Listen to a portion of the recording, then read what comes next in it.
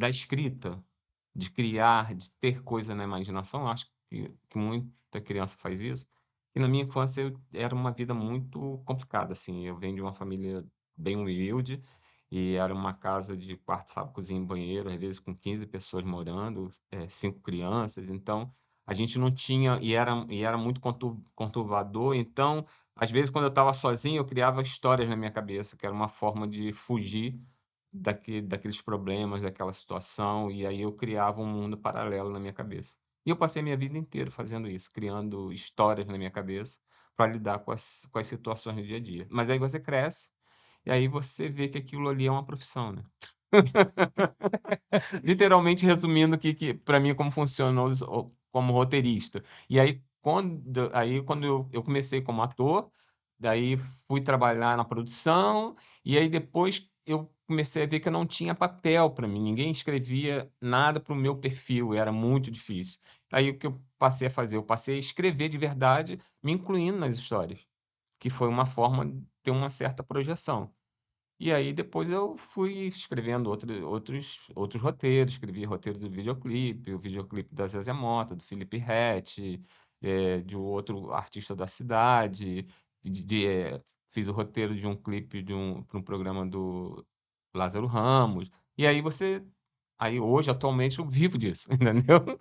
Mas a fonte do porquê ser um roteirista vem dessa coisa de você precisar usar a imaginação para você lidar com as situações, né. Pô, perfeito. E aí nunca mais parou de se movimentar, né, Não, já não viu que parei. jogou nas 4 pontas aí e Hoje, foi inclusive, embora. acabei de escrever um roteiro de um curta que tenho que entregar. Não para, não para. Marcos, sua história, conta pra gente. Da infância, eu cresci ouvindo a minha mãe falar de cinema, né. Embora, assim, cresci num bairro periférico, numa família pobre e tal, então a gente só fui para o cinema quando eu já tinha, quase 18 anos, entre 16 e 18 anos, mas eu cresci ouvindo a minha mãe falar num filme, italiano, Dio come ti amo. Acho que é isso, né, que é assim que se fala o nome. Então até hoje eu lembro da música, das cenas que ela ficava descrevendo, então o cinema impactou a a vida da minha mãe, né.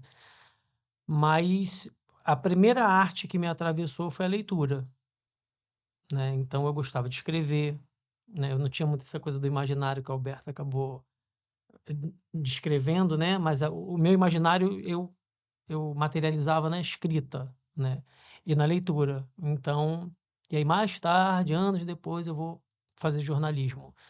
Mas a minha admiração, eh, pela arte, primeiro foi o cinema e o teatro.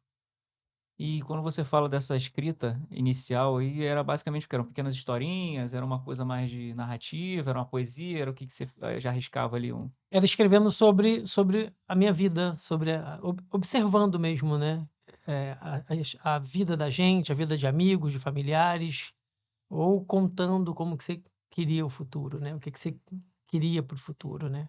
isso é muito bacana, porque até abrindo um parêntese, né, a gente tem um projeto nas escolas que é o Clube da Imaginação, e o Clube da Imaginação, na verdade, ele utiliza o RPG, que é o jogo de RPG de mesa, né, que é criar personagens, narrativos e tal.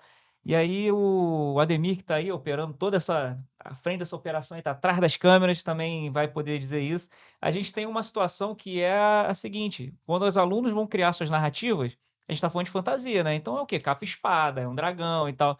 Mas é incrível como é que a vivência vai sempre agregar, né. Então, por exemplo, muitas vezes a gente viu uma história que era assim: "Ah, é um tirano e tal, que a gente vai combater porque não tem água, porque falta água, porque não sei", sabe. Então, Atravessa a realidade, né. atravessa a realidade, ele entrega tudo bem que é a capa e espada que a gente viu no Senhor dos Anéis e tudo mais, mas ele vai Sim, colocar um pouco do que é dele sim, ali, sim. e é muito interessante isso, né. As primeiras escritas são as escritas da gente mesmo, aquelas que vêm de dentro mesmo, do que a gente vive, do que a gente sabe. Isso é muito As nossas interessante. inquietações, né. As E eu nossas tenho sempre essa experiência com um aluno. Acabamos de dar uma oficina, né, numa Sim. escola, de um edital que o coletivo ganhou para dar oficina de audiovisual na escola, e eu fui um dos professores e eu dei aula de roteiro. E é corriqueiro acontecer isso.